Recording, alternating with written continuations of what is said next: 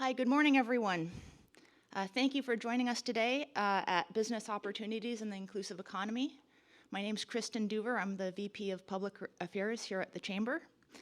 And before we begin, I'd like to get started with our land acknowledgement. The London Chamber of Commerce recognizes that the area in which we gather, work, and live is located within the traditional territory of the Anishinaabeg, La'apawek, Haudenosaunee, and Shinnecoin nations, land that is also shared by Métis, Inuit, and urban Indigenous community leaders. The City of London is party to the London Township Treaty of 1796 and the Longwoods Treaty of 1819. We thank the Indigenous people's commitment and relationship with the land and waters for knowing that our ongoing survival is connected to the land. I'd like to acknowledge the communities in the circle, the east, south, west, and northern directions. We acknowledge the local First Nations communities in the area, Chippewa of the Thames First Nations, Oneida Nations of the Thames, and Munsee Delaware Nation. This region is now home to many First Nation, Inuit, and Métis communities. This area is subject of the Dish with One Spoon Wampum Belt Covenant, an agreement to establish peaceful cooperation between communities. We share the responsibility with the land stewards for ensuring that the dish is never empty, and for reestablishing relationships based on peace, trust, and friendship. And now I would like to introduce our keynote speaker for today's event, Michael Courey. Michael is currently a volunteer organizer for Inclusive Economy London and Region, focused on creating opportunities for economic development practices that build economic resilience, sustainability, and inclusion. He entered that work through his previous role as director of the London Poverty Research Centre, and he has worked closely with private, public, and nonprofit organizations throughout our city. He is currently an entrepreneur, starting up a social enterprise, New Moon Community Homestead. He is an adjunct faculty member at King's University College, and he runs a program development and evaluation consultancy. Welcome to the podium, Michael.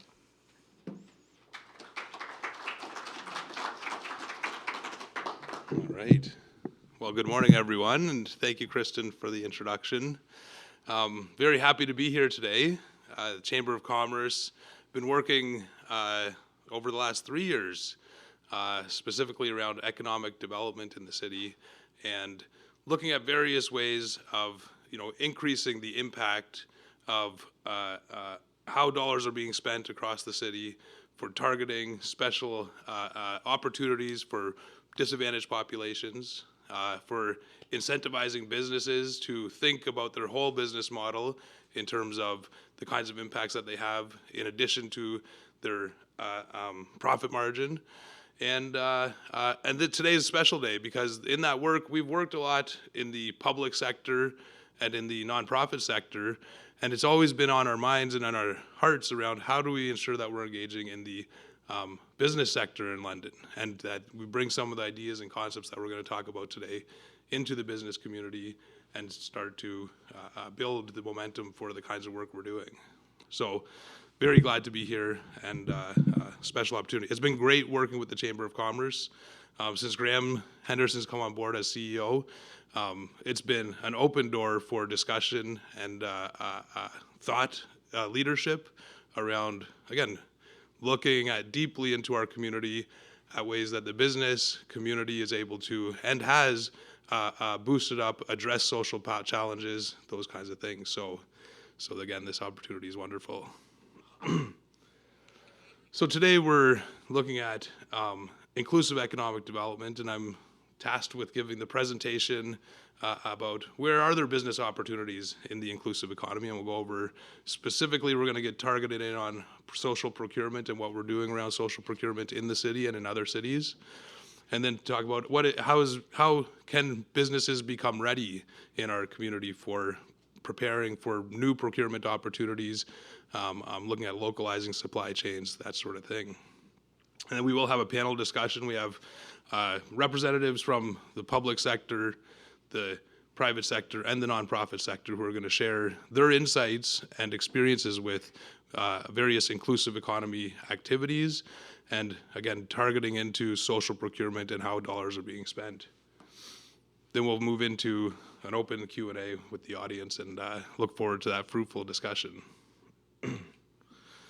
So to start off, at the top, what the heck are we talking about inclusive economy? That seems broad, wide open terminology, right? But really, the notion that how the economy is structured can transform local environments and can be intentional about how businesses and our institutions are structured in ways that create within their activities increased community well-being, increased sustainability, and increased economic resilience is at the core of inclusive economic development. It's an idea that's been both around a long time and an idea that has become ever more pressing for local communities. Really, inclusive economic development is really a set of tools. That's really what it comes down to. And those tools emerge in each city and each region in different ways.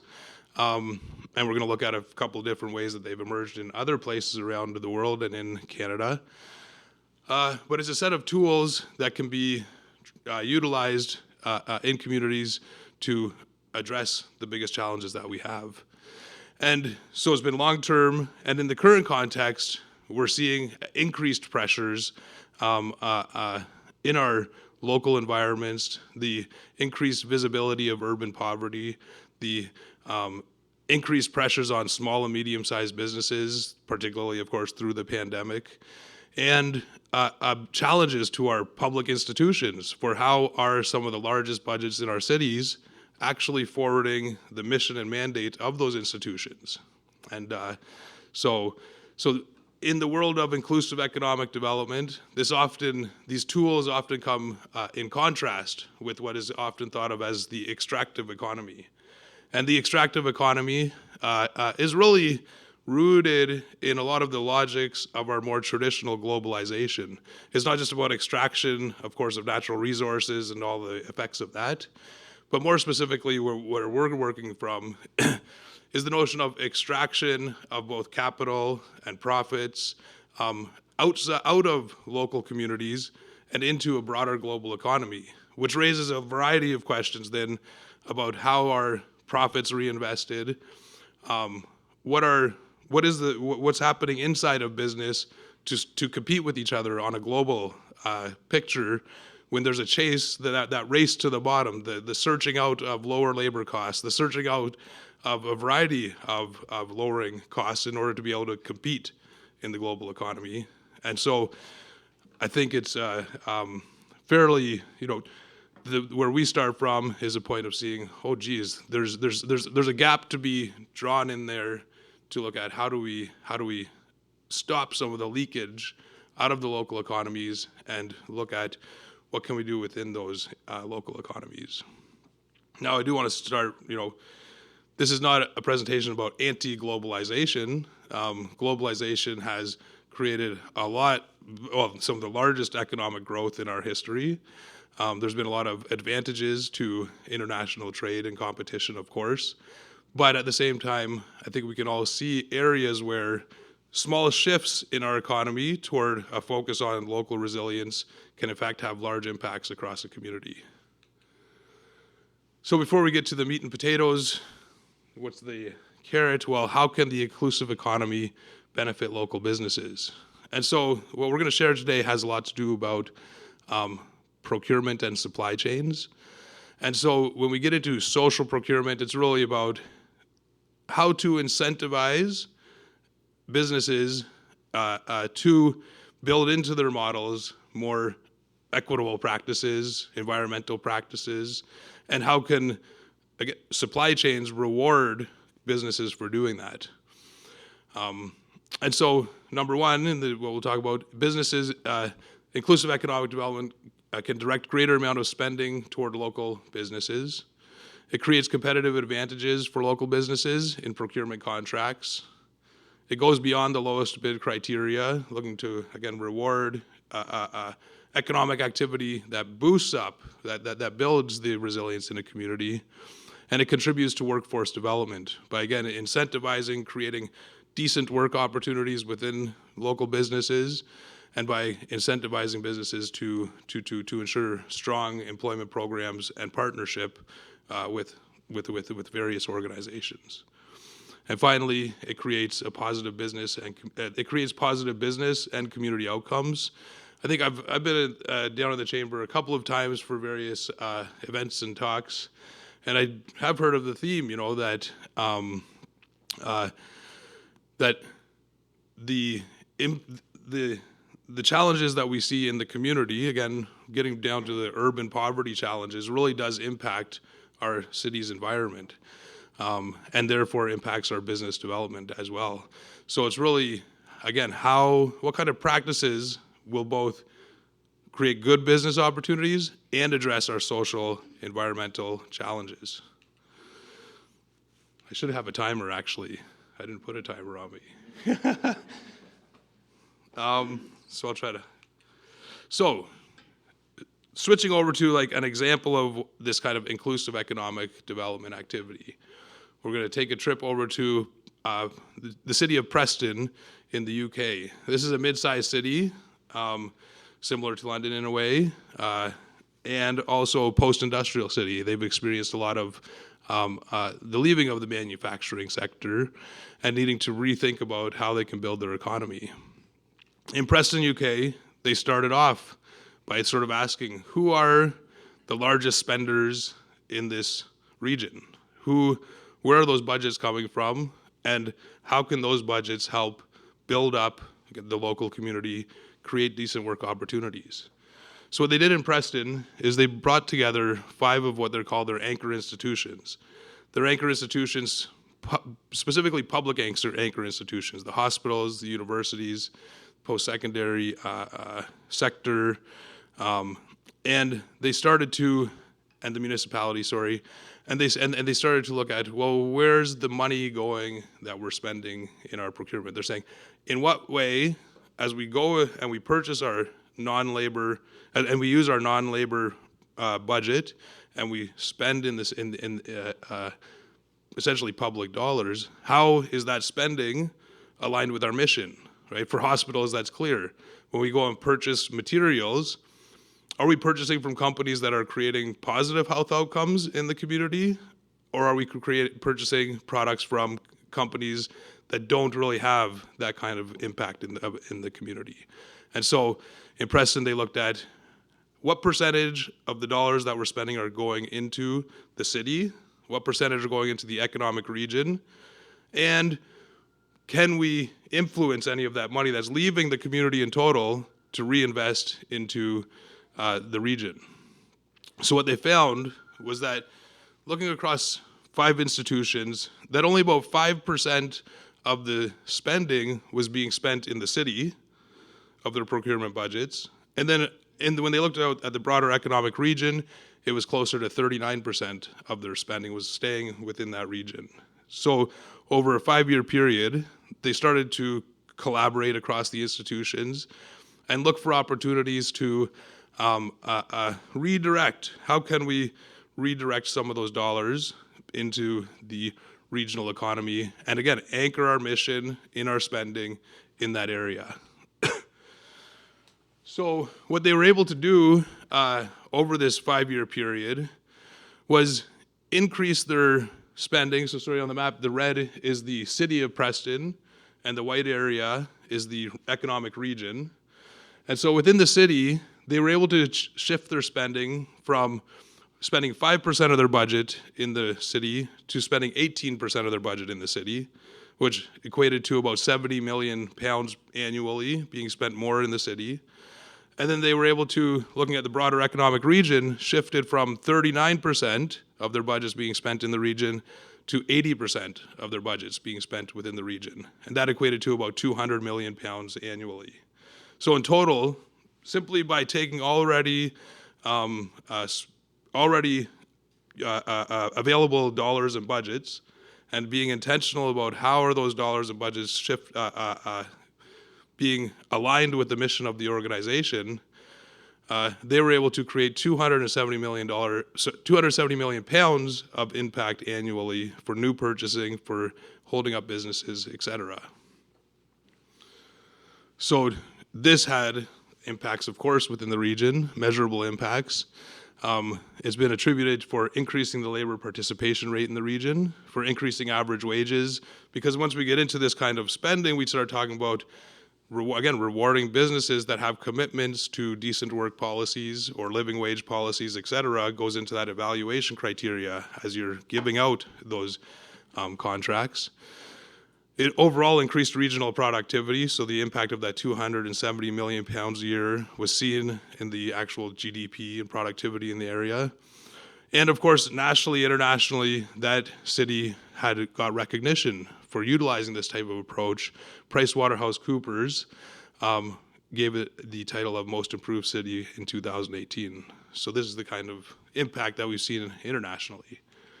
Now moving closer to home, another type of inclusive economy project that really does focus in on social procurement has emerged out of Toronto, called the Toronto Community Benefits Network, and a variety of Toronto community benefits agreements that have been struck to ensure that infrastructure dollars and major capital projects had built within them also, an intentional direction of those dollars to supporting local businesses, to incentivizing, again, good work and apprenticeship opportunities, and also ensuring that the broader community had a role within the design development of those locations.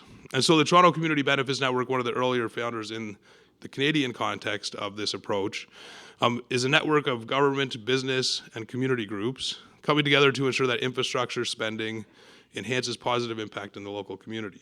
Again, it's pretty straightforward. The concept makes sense. Now, getting to the impact is quite a challenge, of course. You're dealing with a lot of moving parts and entrenched already practices. So just a couple examples of some of the community benefit sort of victories that have occurred through the Toronto Community Benefits Network. One specifically, and this was actually what the Woodbine Casino sort of was the initial spark that started the formation of a community benefits concept in Toronto, all the way leading back to 2018.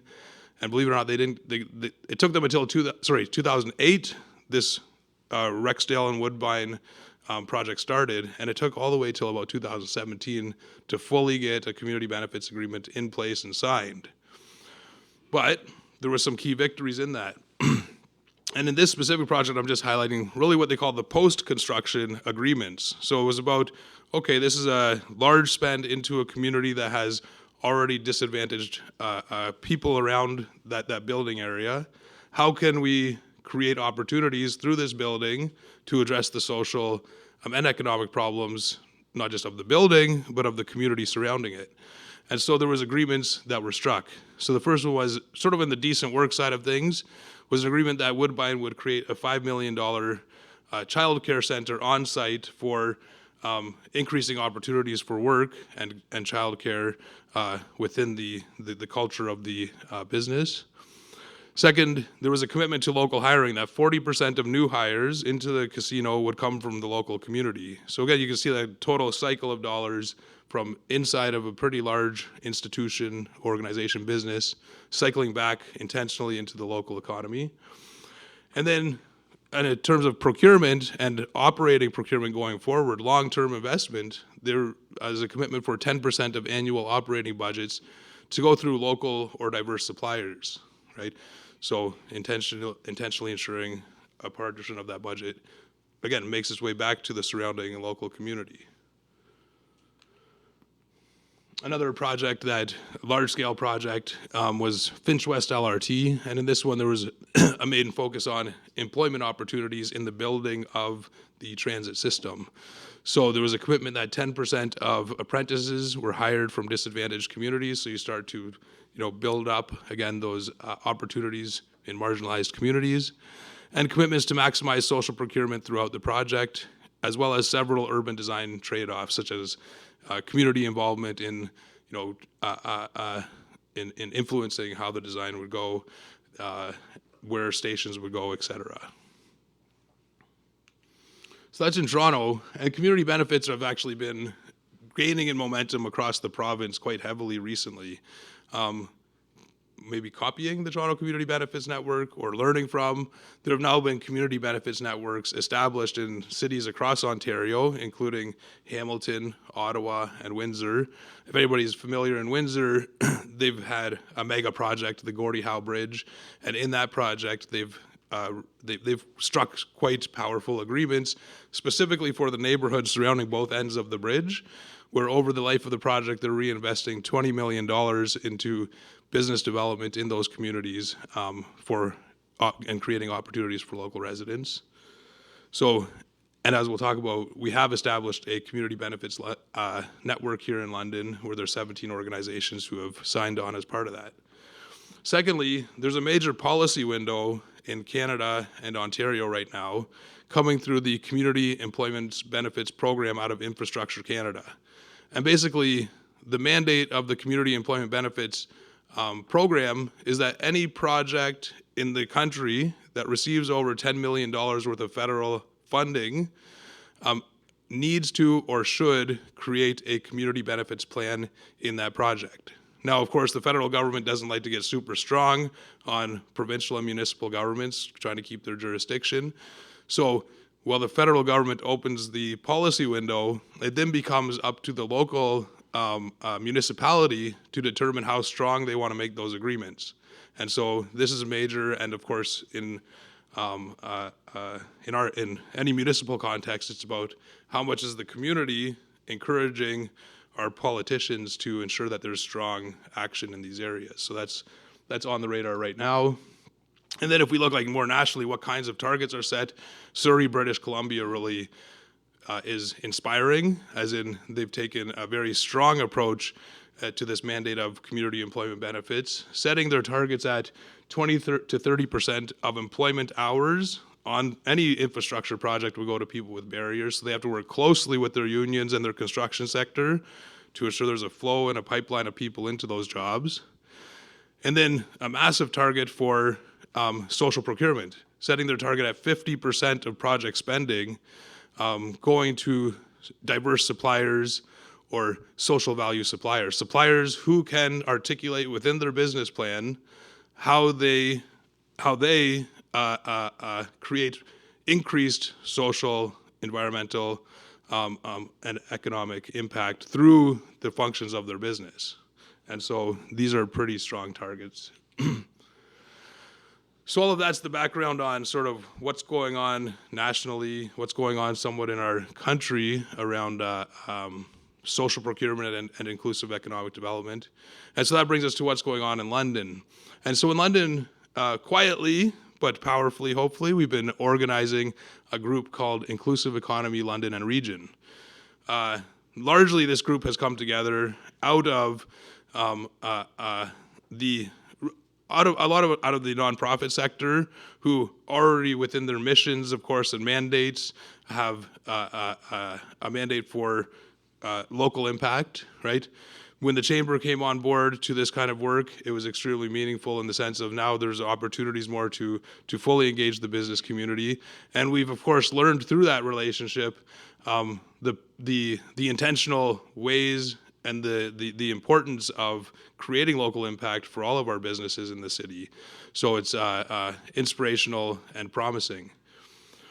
So really what we've been doing through Inclusive Economy London is taking some of these tools and trying to influence, convene, encourage the usage of things like social procurement and community benefits. We came up with a kind of a four-pronged action plan back in 2020, where we targeted convening an anchor collaborative similar to what we talked about in Preston, UK, where we've been encouraging and forming the capacity of the community to push forward for community benefit agreements. And those are the two that we're really talking about today. And then also we've been pushing forward on notions around succession planning, how to keep businesses in the community through succession planning into community or broad-based ownership. We can talk, that's a more lengthy discussion. And also we've been holding the space, or at least working with the Ontario Living Wage Network to ensure that at least we know generally what the living wage in our region would be, and facilitating relationships to the Ontario Living Wage Network for certification. But again, today we're mostly looking at 1 and 2 is the main focus. So London's Acre Collaborative, what kind of time do we have at this point? Right now, 8:38. Oh, we're doing pretty good. Nice. And so in London, what we've done is we have convened across we've invited and convened across some of the largest institutional spenders in the city to look at, again, this spending analysis. How much of these budgets are flying out of the city and the region? How much are being spent within the region? And the third and most important part, of course, is, well, where can we influence that spending? Where can these institutions influence that spending in their budgets? And of course, that's a very challenging discussion. You're getting into, again, institutional. It's like taking the clothing off of institutions and getting right under the hood. So this is a long conversation and a relationship that goes on. And so within that Anchor Collaborative, we've at minimum got to this general commitment across institutions to start, we call it the Anchor Collaborative commitment, to start exploring opportunities for localizing supply chains, for looking at employment and HR programs within those institutions that not only, of course, bring in employees and create employee retention, but then give opportunities within the institutions for growth. And also, as these institutions, the largest institutions have often large infrastructure projects, so how can those institutions look at community benefits in their infrastructure projects? So really, the discussion has been difficult because how are you going to do this analysis of local spending, regional spending, and then what's leaking out? It comes down to postal codes, really, and large supplier lists. And so as far as we've gotten with the group to date is to really just take an overall assessment of where the budgets are. These numbers are based on 2020 financial reports from these 6 institutions: St. Joseph's, Western, the City of London, Libro, London Health Sciences, and Fanshawe. And again, each of these institutions, there's definitely roles for a broader type of organizations to participate in this work. However, starting with these institutions with large budgets, and again, where there's mission, the mission is completely rooted to the place, right? You see, Libro is the one kind of private sector group at the table here, but they're specifically focused in their mission and mandate for economic development in southwestern Ontario. Okay, that's a direct mission alignment. So we talk about mission aligned spending. And the others, you can see the capital and the budgets that they work with. These are budgets and capital that they call sticky capital. It's not moving. It's really, again, if it moved, it would no longer be St. Joseph's or Western University. It just wouldn't be. And so, again, that's kind of in contrast to, again, the post-industrialism of, yes, long-term community institution businesses, but eventually that can up and leave the entire region. So these kinds of questions come up. But, so in this initial kind of analysis, we saw that there was approximately $4.5 billion in total expenses across the 6 institutions. Of those $4.5 billion, about $2.4 billion of those were in wages and salaries. So that's in the HR employment side of things. And in terms of the procurement side, about just under half of the budgets, about $2.1 billion, was in non-labor expenses. So that's really those dollars to look at how are those being spent, where are they flying out of the region, staying in the region, incentivizing businesses development in the region. And so we haven't got to the spot of in-depth analysis in each institution looking at the leaving, but we only developed estimates. If we were able to shift 8% of the $2.1 billion in non-labor expenses, how much would that how much extra economic activity would that create in the region? And that comes to about $168 million annually that could be shifted into a more localized supply chain. And 8%, this is again not some massive radicalization of like anti-globalization, is simply looking at, okay, we have obviously regional economic challenges, we have social challenges, how can already used dollars be shifted a little to create, address some of those challenges. So in addition to the Anchor Collaborative, we've also been convening a community benefits network in London. The Community Benefits Network in London, what we did over some years, we've hosted various engagement and consultation processes cutting across private sector, labor, industry that's specifically related to construction, nonprofit and public institutions. And we looked at both as an educational and a consultation process, what can we do in London to move forward community benefit agreements? Where can we see this taking place? And so as we formed that network, 17 organizations signed on as members of this network, and we've been slowly convening, slowly targeting specific projects. One of the earliest ones that we really kept an eye on and advocated around was, of course, the BRT project, because the BRT project did have over $10 million of federal government support. And so, of course, we were asking, well, where's the social procurement and hiring targets in that? What are they? And so that was one area we pushed our time in. And then as opportunities came, we saw actually private businesses, private owners were interested in embedding community benefits in their own construction projects. So we're specifically, we'll have one speaker here, Nate from Clarke Construction. As a company, they've been embedding the capacity to deliver social procurement on projects, and they have a couple clients who have said, yes, we're going to build within our building project a community benefits approach and agreement. So we're starting to pilot essentially how can social procurement work in these projects, and how do you, of course, measure the long-term impact. So now just going to take us a little bit into a zone of more specifically what this social procurement could look like, so that then we can think about, well, what can we do as businesses to be ready for inclusive economy activities in our region? Because this is one of the biggest challenges of social procurement is, okay, so you can have clients, you could have the municipality, you could have large institutions saying, yes, we're going to do social procurement, but then the big question is, so there's a supply of opportunities, creating demand for social value businesses that can articulate their mission and mandate in this way. But then the challenge is there a supply of businesses who could actually compete for these kinds of contracts, right? And so that's part of this, is like thinking about where's the opportunities within our businesses to create our readiness so that there can be good responses, good relationships made for long-term social procurement activities. So one of the groups we work with through Inclusive Economy London is this logo on the left, Buy Social Canada.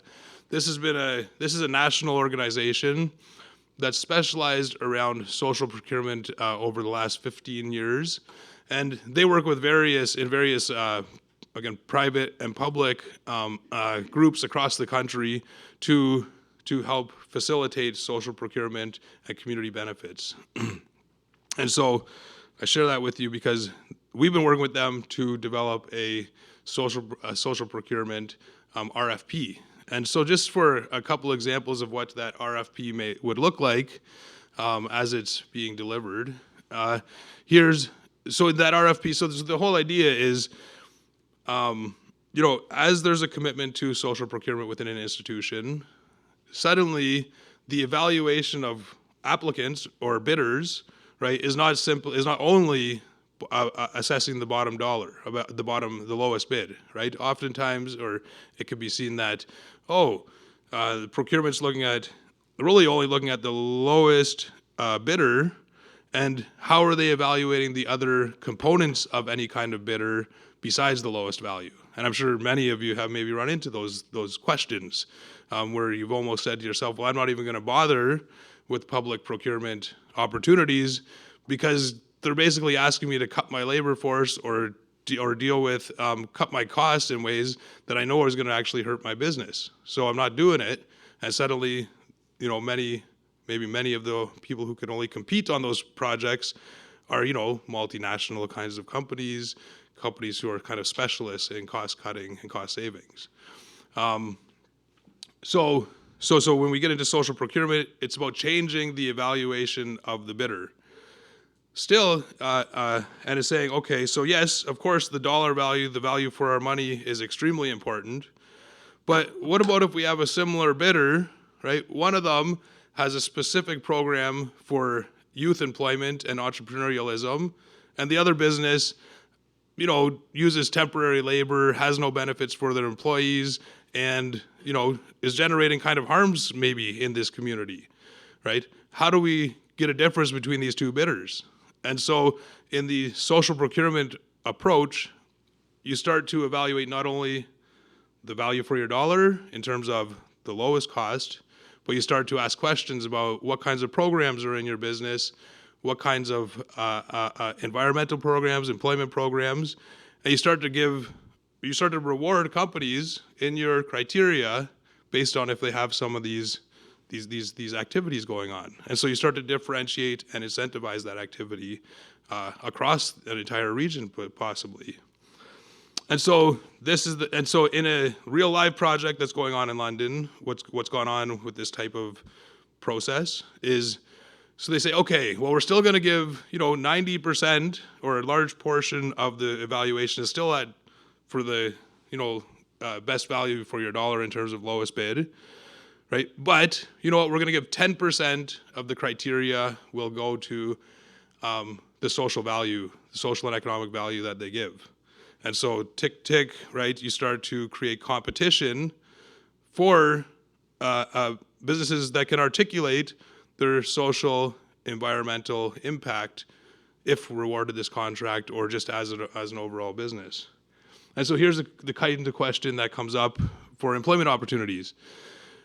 In the last 3 years, have you implemented any programs or initiatives to ensure greater economic opportunity and integration to marginalized groups, including Indigenous peoples, youth, women, recent immigrants, people with disabilities, and people with experiences of homelessness in the community? Yes or no? Check the box. And then if yes, please provide any details of the program. So as we're going to talk, business readiness is one about having some kind of program. And then second, being able to at least you can have documents prepared already. Here's our programs. So with these kinds of RFPs, you can slide in already prepared documents. So that's in terms of employment. And then in terms of environment, question like, does your organization or business have policies or practices that reduce the environmental impact of your organization? Yes or no? And please explain what your business does. And it's that straightforward, right? It's that straightforward in changing processes of procurement. And then you can see how externally, in terms of, are there businesses who are willing to even answer these questions? And are we ready as a community to be responding to this kind of shift? So moving to our last section here, what can businesses do? A few suggestions, recommendations. One, we can develop internal policies and practices that reflect social RFP outcomes. This could be written policies and plans for social, environmental, economic impact. I don't know if there's been presentations through the chamber or if you've heard the buzz, of course, around just generally the sustainable development goals, social, environmental, economic. This is in the same kind of spirit, and I think there's a program right now in the city that's actively looking to help businesses shape their business plan within the sustainable development goals. So there's support in the community for that. And so there's some alignment there. And then, of course, the opportunities for getting certified.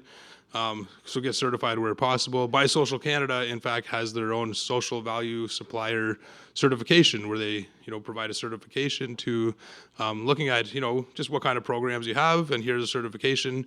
Whenever it comes to social procurement opportunities, you have that ready to go. So just a few ideas about, what kind of employment programs can we look at getting our businesses ready with? Well, one of the main ones, and it's a crazy one, I think working with London employment agencies. As I don't know if there's a big discussion over the last couple of years around Hockey. We have a lot of employment agencies, and there's a lot of support for on-site training, etc. How do we mesh these two things together? And so, of course, this is one straightforward way of creating, again, employment programs within a business that's utilizing, say, Hutton House or Will Employment or Pathways or Goodwill, right? Utilizing them as an employee pipeline into your company. Maybe you set a target of like 10% or 15% of new hires would come through this kind of a pipeline, and suddenly you have within your business a clear social value offering. Also, certification like the living wage certification would be an opportunity to show that kind of commitment. And finally, considering employee support programs within an organization is always helpful. Like I've heard of ones where they have within a business they'll have even employee loan programs, because if employees, with the cost of living rising, and maybe an employee ends up with a vehicle repair that just can't seem to be covered, and so we have an employee loan program, and suddenly again you're showing, wow, there's a commitment within the business to not letting people fall through the cracks, this sort of thing.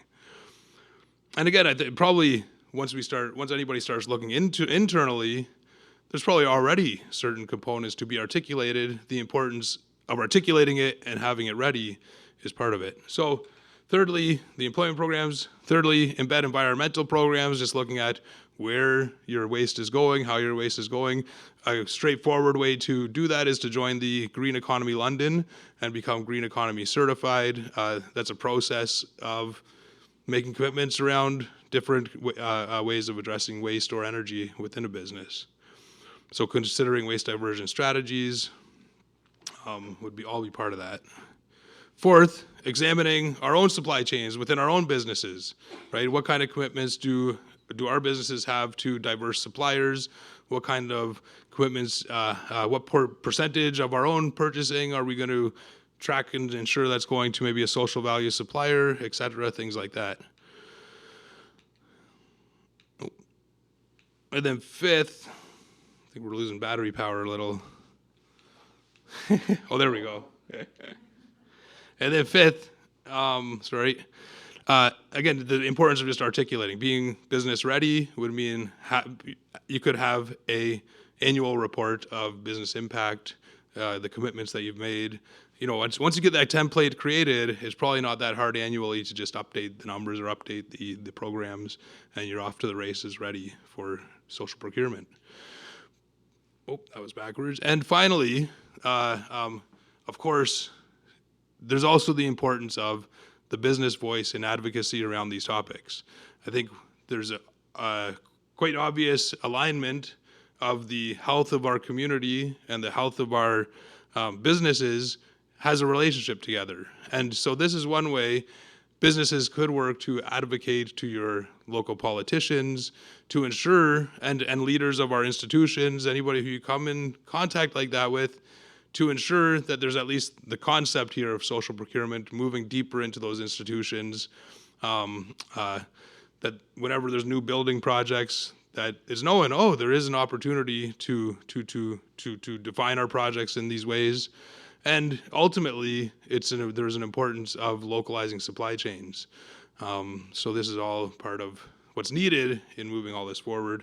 And so businesses do have really a major role in this work. In closing, I'll just say, as we've been organizing this work, and we've come in contact with some wonderful, amazing, businesses in the private sector, And it's been clear. The question is, well, why are you so interested in doing this work? Don't you have to make sure of your bottom line?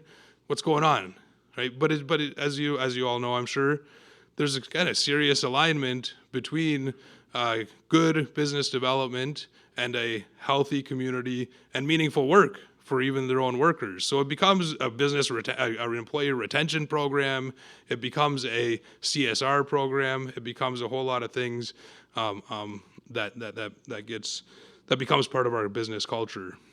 And why businesses are so important, though, and it is extreme. So about 2 years ago, we're getting these ideas deeper into the political offices.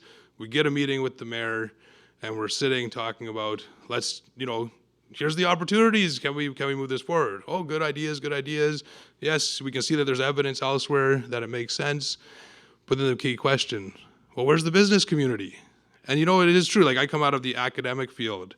I come out of and a lot of work around social program development.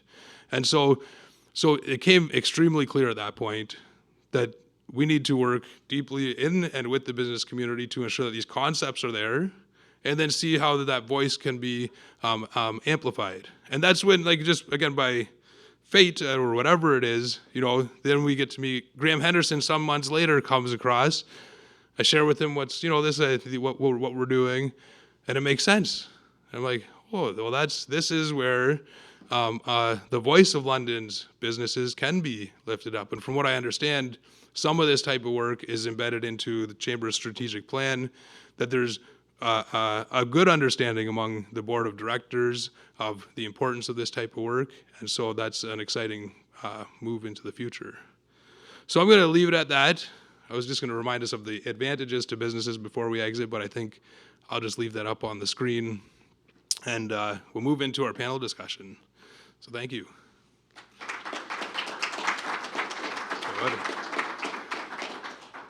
All right, so now we'll introduce Mojde Cox up to take care of our panel, and Mojde, come along.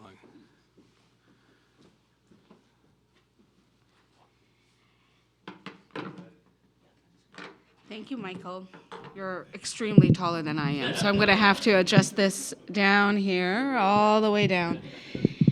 So thank you so much, Michael, for your presentation and helping us imagine or reimagine what we can do with our economy in this pivotal moment, where it could be one that is circular, community-based, and centered and rooted in mutual benefit for our communities to thrive. So thank you for that. We'll dig a little deeper into some of the concepts that you introduced once we get our wonderful panelists up. I would like to kindly invite Steve Mollon, Toby O'Hara, Nate Tervit, and Amanda Conlon to come up, please.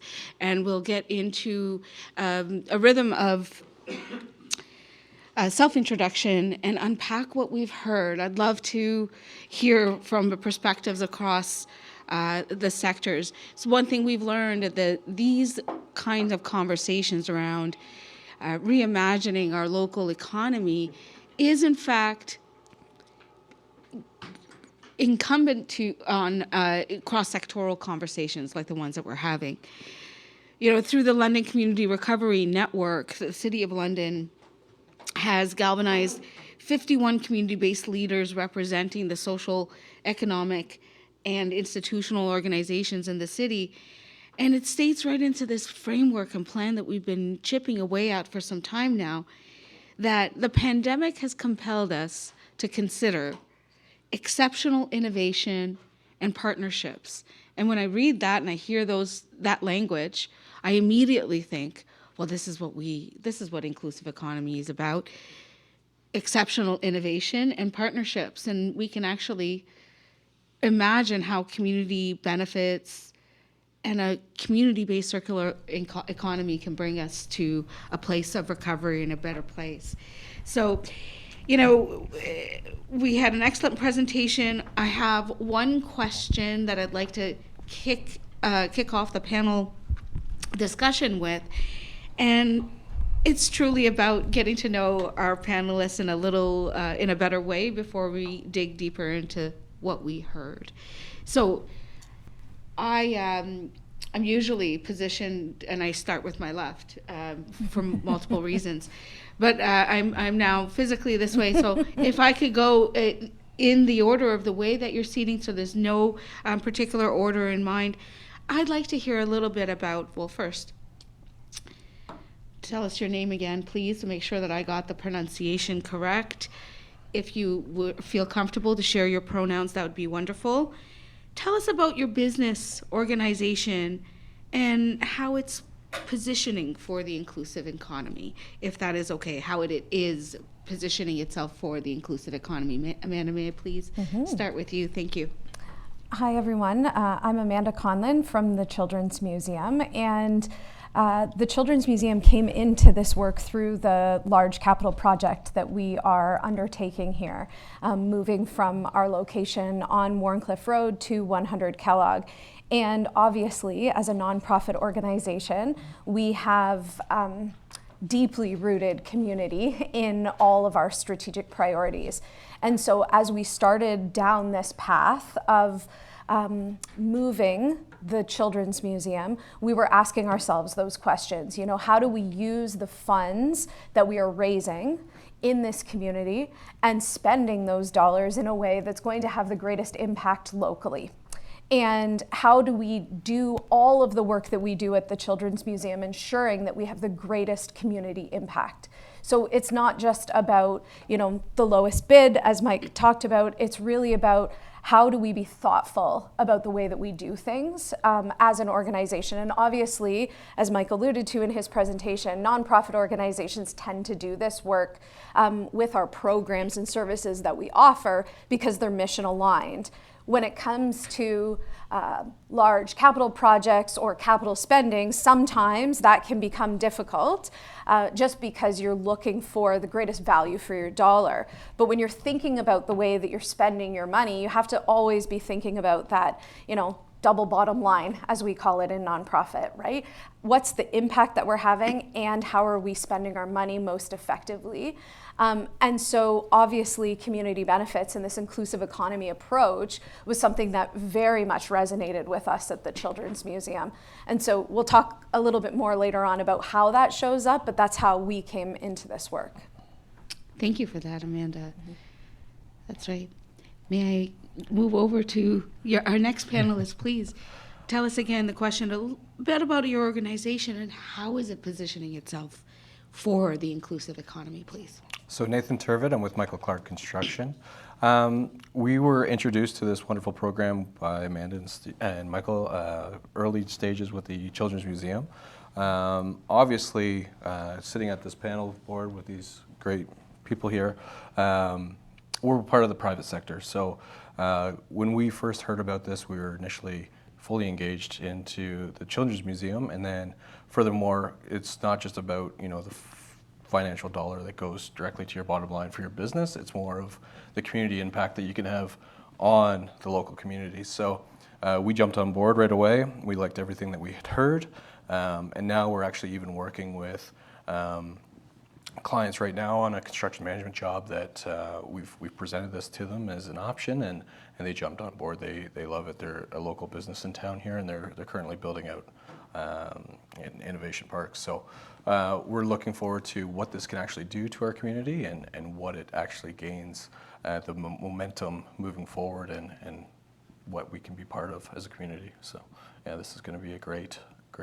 exercise and a learning skill set right now in the first couple jobs that we're kicking off, and we're looking forward to what it means in the future as well.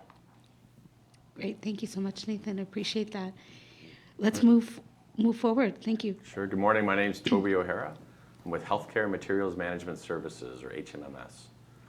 So we are a procurement agent is one of the roles we play as a full-service supply chain provider to two of the large anchor institutions that were on that screen. So to the hospitals throughout the region, we put about $600 million a year in purchase orders out to the vendors. So the role that we play as a service provider to the anchor institutions as well as others puts us in a position to be able to enable and implement strategies such as what's being described.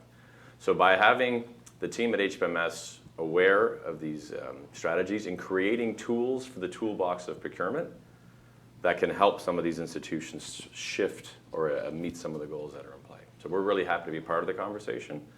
And I think our team can be very helpful and instrumental in sort of accelerating some momentum, right, when we get some aligned thinking on it. Thank you for that, Toby. So, you're really bringing that circle right back to opening statement of our presentation around this truly inclusive economy concept is based around those set of tools and the rewards to businesses that come after. Thanks. Over to you, Steve. Great, thank you, and good morning, everyone. And thank you for taking the time to join us this morning. My name is Steve Mollon. I am with the City of London, specifically in the procurement and supply section.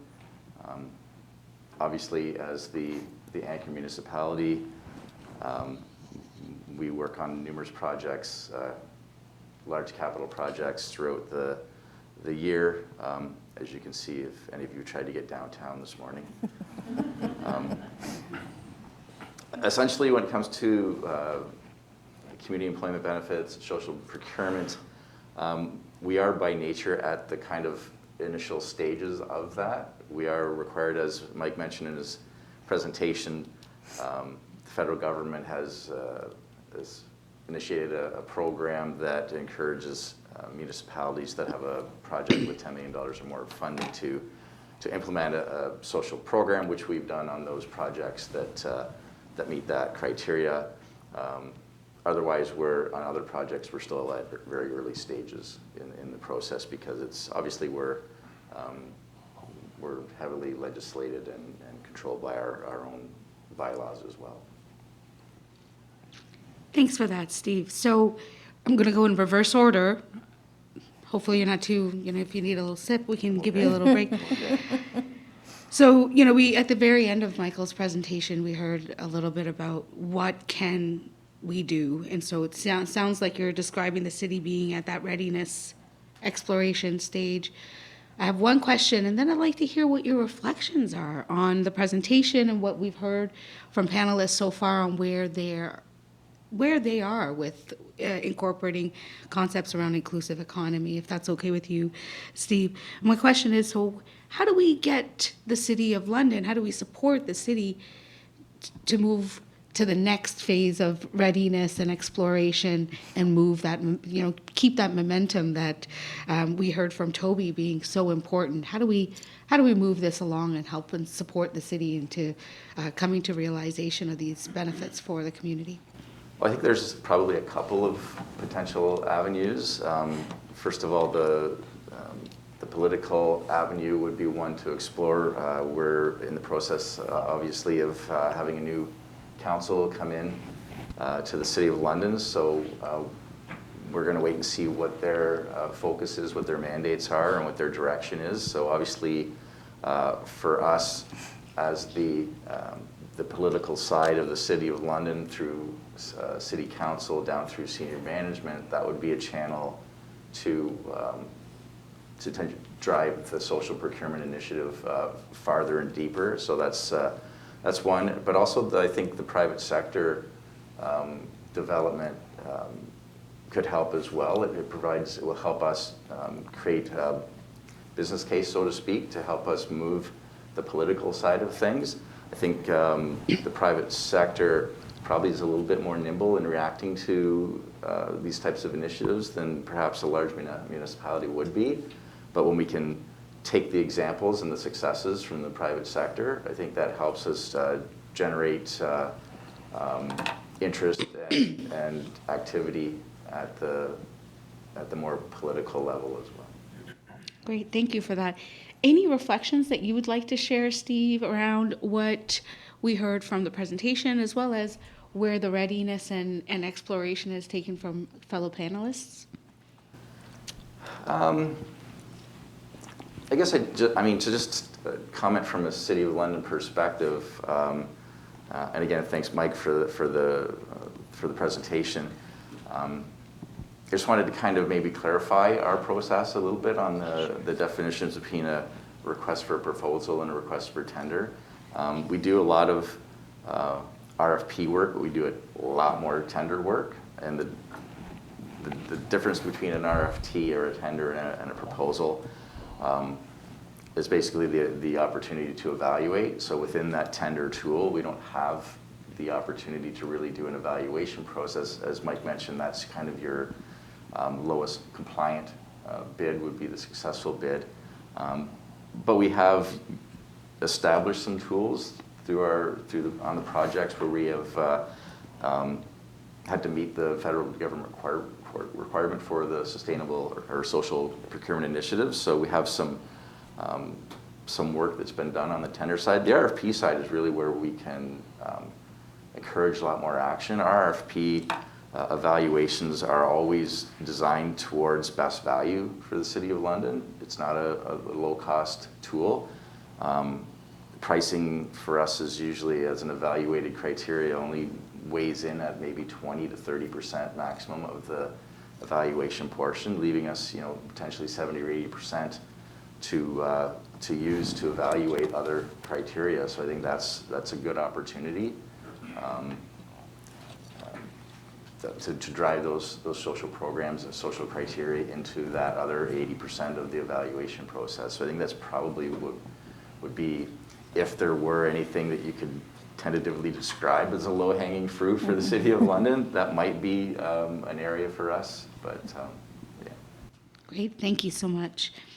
Over to yourself, Toby, please. You mentioned, nope, that was Nathan. Sorry, so you had described your space and where you're at in terms of as a full-service supply chain provider. How do you think you can engage in the impact of the momentum that we need to, in the impacting community overall, but also the momentum that we need to pick up on?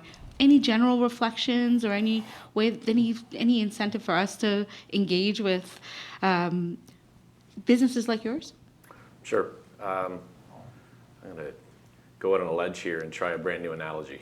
So, family, COVID, we're all stuck in the same house. So, hey, let's play some board games with the kids, right? And there's simple games that you can play. And then as they get more and more complicated, the games get a little more enjoyable. There's the board game of bringing the inclusive economy into our procurement strategy is complicated. There's a lot of rules, and you have to understand those rules to create the strategy, and you have to understand how to optimize those rules. So, new analogy, we'll see if that lands. But the rules of the game for us, the money that it goes through our processes is all provincial funds. And provincial funds are governed by legislation, Canadian Free Trade Agreement federally, which talks about how provinces spend their money, and there's some must-dos in there. And then you have in Ontario the broader Public Sector Accountability Act. And that's a rule book. If you want to get in on the universities, colleges, and healthcare spending, you have to understand those rules. And there's 25 must-dos that any procurement agent in that space must follow. And the term must is in there about how you post your RFPs, how long you post those RFPs, what are the criteria transparently disclosed ahead of time, and how will you evaluate those criteria? So understanding those rules is important. And then suddenly, once you get the rules, the games are kind of fun. And there's an opportunity to really differentiate your business within that setting. That helps you win. And as the rule nerds, or as the rule keepers, right, it comes across as bureaucracy, unnecessary bureaucracy, but it's necessary because foundationally, compliance is non-negotiable, right? You're a steward of taxpayers' money, you must follow those rules. But Steve opened the door there. The minimum specification in our world in the healthcare spending is 35 points on finance. So there's at least 65 points again, where the voice of the consumer, if it's a hospital, their strategy can be embedded in that RFP. And that's the way, if your business has a differentiator based on the inclusive economy or on social sustainability, let that be known, and there's an opportunity to bring that differentiator to the surface when we evaluate those your bids. So that's sort of the sort of the framework that we're in. Where we are right now, I would suggest as this procurement agent is in a whole lot of change management mode. When we have, similar to the city, is even in our healthcare sector, we have new leadership with fantastic new ideas about innovation and making healthcare better. And so how do you get that strategy within these complicated rules is where we are right now. So it's an important conversation. We're happy to be part of it as this instrument that can sort of help move things along. But my reflection from the presentation is it's inspiring as a parent playing board games with kids in the community, right? We want meaningful work for them. We want them to live in this community and stay in this community and help this community thrive. So that's that personal sort of reaction to it. And if we can bring that into the work setting, that's all the better. I think we need an inclusive economy board game now, Michael. I really do think this is necessary. Yeah. You've inspired something. No, thank you so much for those reflections. We're going to move on. Toby, you mentioned that local community impact is important for your business. I want to ensure that we understand why you think that's important through your lens and your corner of the economy where you're operating out of. And of course, if you have any other questions. Sure. So my business, or the business I'm in, is a service to the hospitals. Yes. So the core competency of the hospital is the community and the health of the community. Excellent. So any decision we make, first and foremost, it has to do with patient care. Is it improving the quality of life for our citizens? Full stop. So, how do you balance the efficacy of new technology that will improve the quality of life for a patient against what happens to it in the landfill? Mm-hmm. So there's a very clear hierarchy of priorities. It's about the patient. Great. And in London, with innovation and research and making things better and the complexity of the care being provided in this community, it's difficult to prioritize something like what happens to that product in the landfill, compared to it. And I oversimplified the inclusive economy for sure by using that example, but that's where you have to find a way to bring that into the 65%. But first and foremost, it's patient care. Gotcha. And then secondary, it's sort of the other things. Thank you so much. Nathan, what about yourself? Could you elaborate a little more on, you've also stated the importance of that local community impact for your business. Yeah, absolutely. So It sounds like an obvious question, but I think it's really important to get that lens. Why is that important? Why was that decision made to root yourselves in that? So we took a look at ourselves, and I mean, we kind of done a pre-panel meeting ahead of this, and we agreed that I think that we were kind of on the easier side than these two gentlemen were on in the private sector side. So we've worked with the City of London before. We've done the onerous requirements and checking and balances for HMMS, and we've passed. We've now able to work in hospitals, and we understand what it takes to do their side of work. On the opposite side of it, when we get into the private sector, we can work closely with a local business.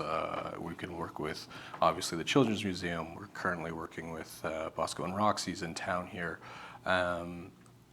Utilizing these tools and taking, what it's going to be fair wage and working with Green Economy London and the environmental impacts and everything else. That, I mean, construction's a very dirty business in a sense where we need to be mindful of what we're turning over to our children in the future and what it means to, daddy tried, more sense to your kids in the future, right? So it was important for us to jump on board with not only Children's Museum and Bosco and Roxy's here, but we're also working with YOU right now and utilizing their team members and helping them and taking an individual that's gone through some hardship and they've gone through some qualifications and some training, and they get introduced to a construction site, and then they get introduced to maybe a skilled trade that they like, and they get talking to those individuals on sites and potentially become a journeyman electrician or journeyman plumber. And so it's, what can you give back to the community and instill, obviously for your children and going forward for other community members. Thank you for that. You know, I really appreciate Children's Museum's unique story so far around experiencing this major capital project. Where can you see opportunities and possibilities for facilitating social procurement? And if you also, Amanda, would like to share your reflections so far of the presentation and fellow panelists, that'd be great. So I think for us, you know, we listen so much to the community when we go through our strategic planning processes. We go out, we ask a lot, you know, what does the community need from the Children's Museum? And I know that as organizations and businesses are developing those kinds of business plans and strategic plans that are guiding the work that they're doing, there's been a lot of conversation, as there should be, around environmental impacts, around equity, inclusion, and diversity. And these are ways that you can actually action those priorities inside your businesses. So when we're thinking about the way that we as an organization are going to enter into the world, we're being really thoughtful and intentional about the way that we're spending that money, but also the way that we're engaging in the evaluation criteria that was discussed. You know, there's been so much of this discussion, and the actioning it is the hard part, in theory. But these tools that Mike mentioned are ways that we can do that, right? They're really clear, simple, though complex. You know, they are. I get the analogy. I really liked it, Toby, so keep using it. Of the board game, where it is, once you understand them, you can manipulate them, right? And I think that we inside our businesses and organizations have the tools and the power to be able to really be thoughtful and intentional about the way we spend our money in community. And in addition to that, I think, you know, we, as part of this work in Inclusive Economy, had conversations with Zita Cobb from Shorefast Foundation, if you know Fogo Island and the Fogo Island Inn. If you don't, I highly recommend Google. And one of the things that she said that really resonated with me was that we have to ask our money to behave differently, right? And this is exactly it. We're asking our money to behave differently by creating criteria that actually allows us to have social impact.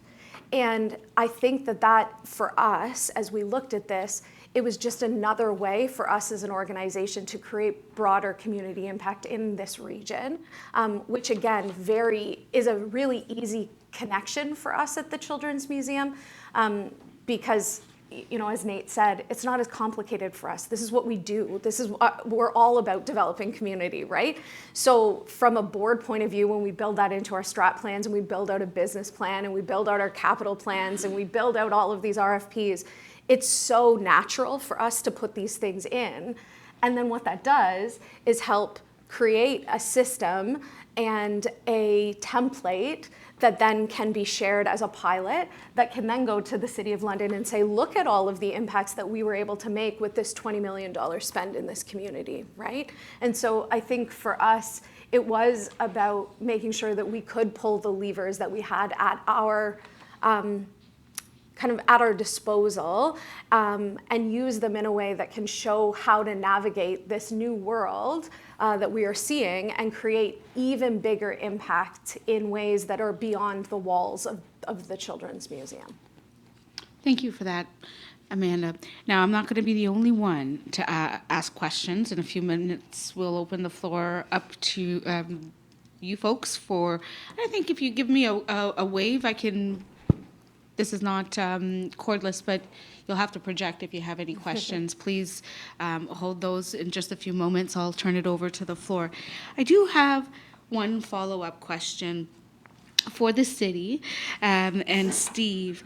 So you gave us some really good pointers around two different ways to keep and help and nudge the city with that momentum that is needed into moving in this direction. You mentioned there's some foundational pieces that are being built right now to position the city so we can explore the political avenue or the private sector development stream.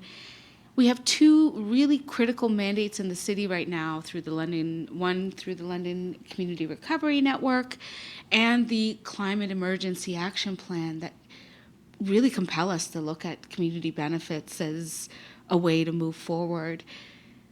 Do you see any other particular sort of impediment to these already established mandate? You gave us pointers on what like the public can do. The city already has this mandate. How can we support that to be elevated? I mean, it's a good question, and I hate to throw the last 2.5 years out there, but things did stall. Obviously, when the pandemic hit, there was momentum. There was some initiatives that were taking place, especially towards the climate emergency that was declared in 2019. Unfortunately, when everything was kind of shut down and closed off, that momentum really stalled, unfortunately. Whether it's a good excuse or not, it's the reality of what happened globally. We weren't able to have those climate action emergency team meetings. They didn't take place for a couple of years. So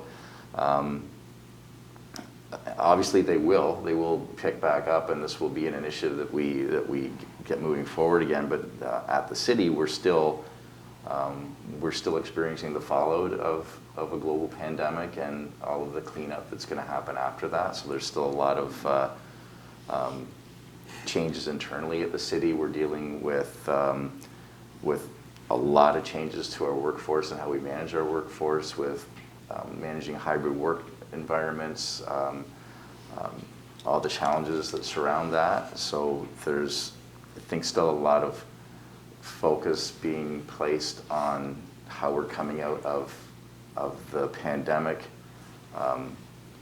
physically, socially, psychologically, and financially. But there will be, I mean, we will return to these initiatives. It's just that there's a lot of other work being done simultaneously, and it sounds like I'm making an excuse, obviously, but these the initiatives, the Social Procurement Initiative, Climate Emergency Action Plan, primarily are staffed by on a volunteer basis by people that are other full-time activities within the organization. So it comes down to availability, time.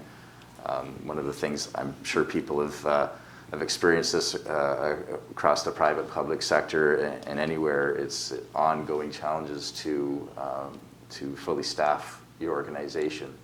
So a lot of experience and a lot of momentum on some of those initiatives, quite honestly, has retired, and working through bringing new folks up to speed on some of that. I'm an example. I've been in my position for literally 2 months. I have our new manager that's going to be working on special projects, including social procurement, climate emergency, sustainability, circular procurement. This is her 11th day in the position, I believe. So I mean, that has a lot to do with it. There's a lot of learning to be done when you're transitioning into a new level of responsibility. So I can keep on talking, but I probably still haven't answered your question. It's something for us to take away. We've got a list of action items. Don't worry, Steve. We'll engage you down the line. So we now have heard from academic perspectives, anchor institution leaders, and opportunities of challenges with those who are deep in this work and trying to figure out how to maximize on the momentum so far. I'll turn it over to the floor here. Do you have any questions? Yes, we have 2. So my friend there in the white shirt in the back, if you may stand up, if you don't mind. And thanks for sharing this with us and panelists, your insights. My question is that at London Chamber of Commerce, over 80% of the members are small companies with less than 25 employees. Now, when it comes to the requirements you have mentioned, it seems that for large companies who are expecting to get a lot of revenue from a deal, they can spend the time and money needed to gather the documentations and evidences to show that what they are doing for the social impact and other requirements, so that they stand out from other bidders. But for small companies, it's often overburdening, or it doesn't really pay off. So that's why we often stay away from these things, because we don't really see any value in doing that. Now, is there any work being done to create templates, dummies guide, things like that we can use, and that makes it easier for us to be at the same level playing field with others? That's my first question. And the second question is that for large companies who are actually getting the contract, now, often enough, they are not able to fulfill the whole work by themselves. They also subcontract. So now, when the City of London, when you are assigning this work to these companies, are you also checking that those subcontracts are also going to those smaller companies like us, who are also fulfilling the requirements as well or not? Thank you. Yes, I can answer the first part of that question, unless Mike, you want to jump in about the inclusive economy and the templates and the work on that side of things. So inclusive economy, as Mike mentioned, and the Community Benefits Network is working on providing some support for exactly what you talked about, recognizing that there is some education that has to happen and support that has to happen in the business community to be able to access these kinds of templates and be able to put these things in place. So absolutely, that is discussions that are happening now.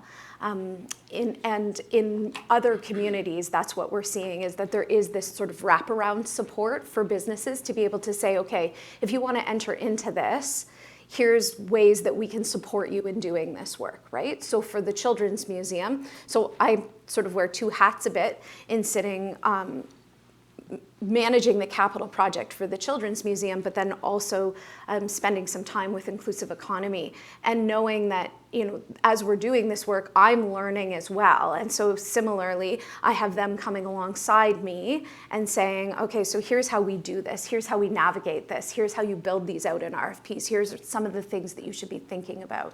So I think as inclusive economy and the Community Benefits Network sort of rolls out, there's going to be more of that work that will be explored to support small and medium-sized businesses to do some of this. The second question, I don't know if anybody else wants to. Do you want to, please? Some of it. Yeah. So I think you identified a pretty important gap there with the kind of supports for developing business strategies here, right? So it's a great program for the chamber to take up, I think. But you know what? The importance of the subcontractor is in really tight, good, strong community benefits and social procurement. There's questions about the supply chain of the contractor, right? And I think you're bringing it more to the surface on my mind too, in our work to ensure that we push ahead a little bit with that, because sometimes the response from some administrators of RFPs would be, oh geez, that's really deep, that's hard to get to that level. So there's this dance between the administrator of an RFP wanting as many proposals coming in, that's a low barrier, but then also pushing forward this agenda. So I think you touched on some important things, and the importance of a coordinated effort of small and medium-sized businesses in this work, because really, like you said, 80% of the chamber membership being 25 employees or less is a very important fact, and is really where some of these dollars need to be targeted. Now, sort of talk on the heels of procurement officers like Toby and Steve and Nate, but particularly in the public sector, my understanding is there's some loopholes in the legislation, specifically around smaller contracts, to sort of target those RFPs to certain companies. I think the limit's under $100,000 you can develop, I don't know what the rules are after that, though. I think you're allowed to go past the RFP process, you're allowed to do some specific purchasing, I don't know, can you, yeah? Yeah, I'd like to jump in there for you, Mike. Now, similar to Toby, the rules are complex that we have to deal with. We don't, the BPS is where healthcare lives. Our overarching legislation is the Municipal Act, the Province of Ontario's Municipal Act. So that's what lays out the parameters on what we can do and how we do it. Our procurement of goods and services bylaw is based on the Municipal Act. Our thresholds are built within what the parameters of the Municipal Act state. When it comes to loopholes, it's, I think you're probably referring to maybe like a low dollar procurement type of scenario. For the City of London, our bylaw states that if our annual expected expenditure for goods or services is proposed to exceed $50,000, that requires an open, fair, competitive bidding process that we conduct through a third-party e-bidding, electronic bidding portal. And that's a requirement. That's our requirement. So it's only that less than $50,000 annual goods and services procurement that really is open. Is there a provincial limit of 100,000 or and the municipality? I believe the provincial limit is 100,000. Ours is 50. Yeah, we've tightened it down. Obviously, we had reasons for that. So yeah, and I agree. The process can be complex when you're looking at it. When you're working all day in a smaller organization, and then you're seeing an opportunity that you're going to sit down after dinner and potentially look at putting this proposal together, and you're wading through 15, 20, 25 pages of a bidding document from the City of London. I understand that for sure, but a lot of the verbiage that's in our bidding documents is a requirement. It's all been vetted through our legal department, through our risk management department. Those are all clauses that a lot of it is required as per our legislation, as per our bylaw. That being said, it doesn't make it any simpler. What we are started to do internally is some training. We've put together some training programs internally to train our service areas internally on the requirements of the procurement process, what our bylaw states, what it means.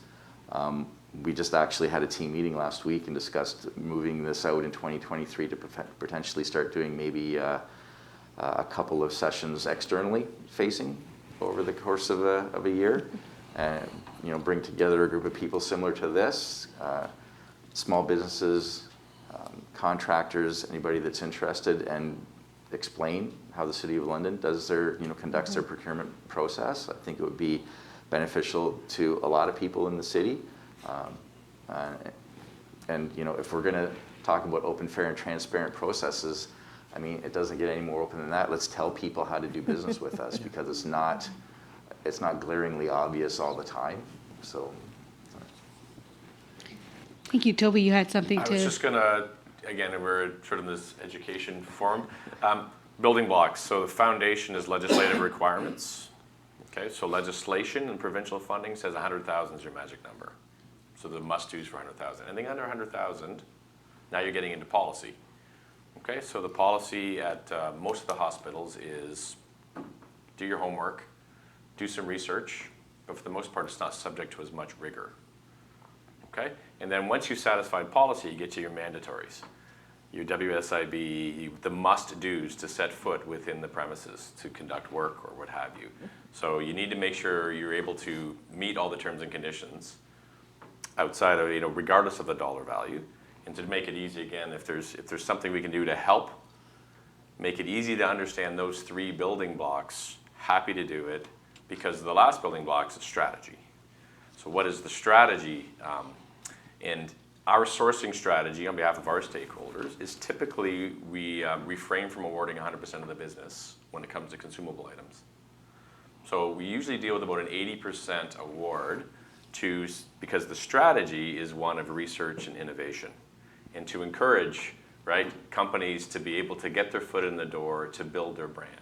So that's the sourcing strategy we have right now. Not necessarily in the construction space where you don't want to necessarily have to share the job with, but there are areas where that strategy can kind of kick in. And strategically, the more competition, the better. The innovative, the fresh approach, the smaller businesses is absolutely the strategy needs to include them.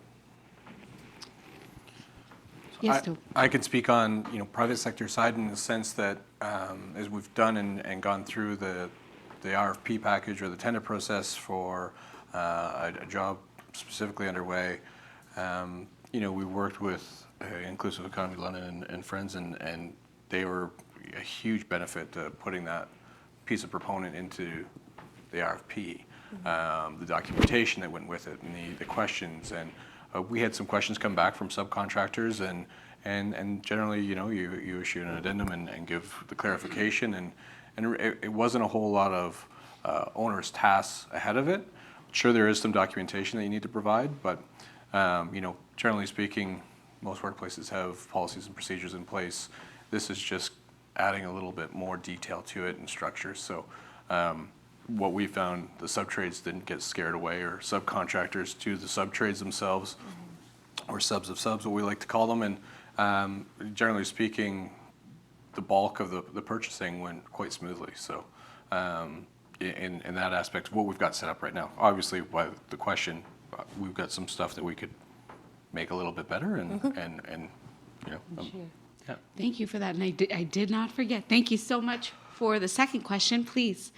Rhonda Hoya, Liberal Credit Union, a board member for the Chamber. Toby Smiling, a previous board member of LHSC. Thanks for the shout out, by the way. I have a question for you around, if you could wave a magic wand and ask local business or the local chamber, what can we do to help drive inclusive economy? What was the one thing you would ask of us? Anybody can answer. I'll jump on this one. Please. So I think, looking around, we see other construction professionals in the town. I relate to them only because I'm in construction. So, that being said, if you can be a part of it, then reach out to Michael and friends and ask how we can include this. We've gone to basically incorporate this into Michael Clarke's brand almost, where when we sit down with an owner at the beginning of a construction management contract, and we sit down and we say, this is something that we're involved with, would you like to be part of this? And just that gentle ask of, would you like to be part of this, is what in turn's got other owners involved. So the more awareness, the more you put out to the public and obviously clients and counterparts within the industry, then the better the word spreads, and obviously more inclusiveness. So. Yeah, and I'd like to add to that if I can. There's so many conversations happening in this world and in this community about the social impacts that we're seeing. You drive through this community and you understand some of the challenges that we are facing. And I think, Mike had it on his presentation, be the change. So really be thoughtful about the way that you can play a role in solving some of these social problems. Because it's not just about one facet of the community, if it's nonprofit or if it's the municipality or the province or the federal government or whatever it is that's going to be able to change the way we do things. It's all of us coming together and thinking about how we, in our small little corner of the world, can make a change, because those collective changes add up to really big pressures on the system that change the way we do business, right? And if we're really thinking about inclusive opportunities, I think all of us doing some of this work together can make a really big impact. Thank you for that.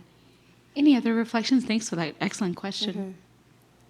No, folks. Mostly, I'll just say Yes. that this program today was done with support from the London Community Recovery? Recovery Network. London Community Recovery Network. So very clearly, the city is seeing, the value of this. It's a pilot.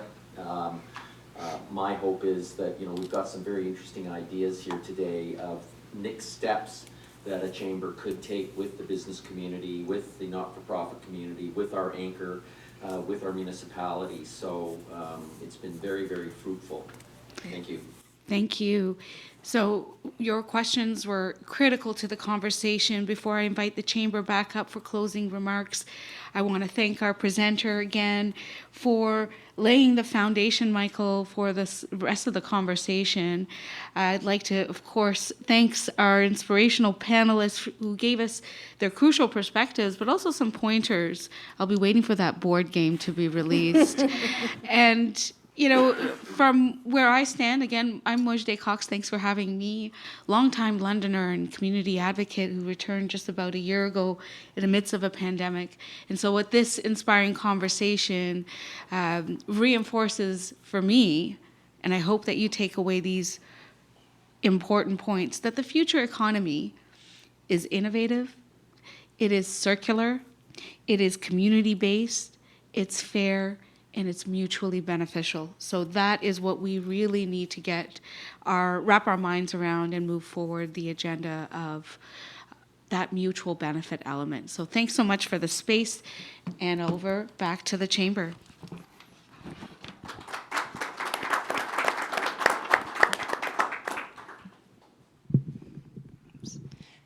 Thank you, Mojdeh, for leading that excellent discussion. And thank you, panelists. And thank you to all of you for coming out to learn a little bit more about how we can all participate in the inclusive economy. And this concludes the formal portion of our agenda.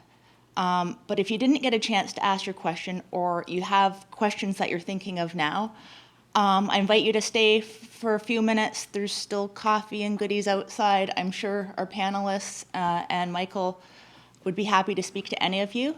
So thank you, everyone, and enjoy the rest of your day.